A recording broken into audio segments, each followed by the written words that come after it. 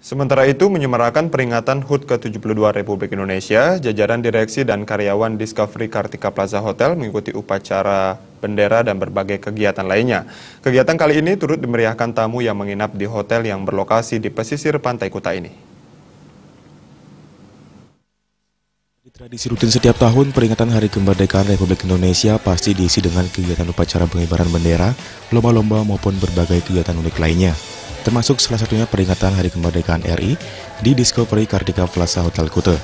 Menyemarakan peringatan hari ulang tahun ke-72 RI kali ini, jajaran manajemen, direksi dan karyawan Discovery Kartika Plaza Hotel mengikuti berbagai kegiatan yang diawali dengan upacara pengibaran bendera di halaman hotel. Bertindak sebagai pembina upacara yakni Eksekutif Asisten Manajer Discovery Kartika Plaza Hotel, Pandu Joyo Adi Suprapto. Turut hadir juga General Manager Discovery Kartika Plaza Hotel, Jack Claridge. Dalam kesempatan tersebut, Pandu Joyo Adi Suprapto mengajak seluruh peserta upacara menggelarkan semangat NKRI harga mati.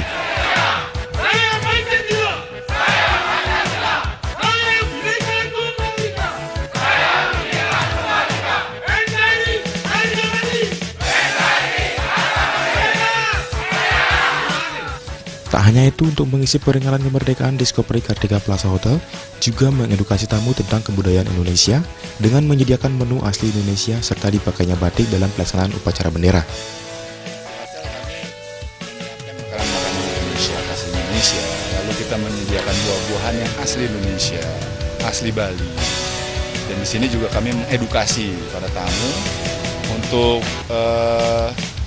melihat kekayaan budaya Indonesia seperti batik contohnya hari ini.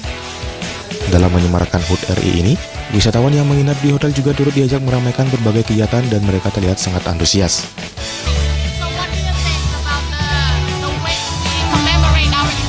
I think it's beautiful. The staff were fantastic. It was absolutely gorgeous. A good community service and all the staff get together, and it's a lovely way to celebrate your patrons and the men and women that fought for you for Indonesia. It's lovely. Apresiasi dan perasaan bangga juga turut disampaikan General Manager Discovery Kartika Plaza Hotel, Jack Claridge. Pihaknya juga mengapresiasi keberadaan Pancasila sebagai pemersatu bangsa Indonesia.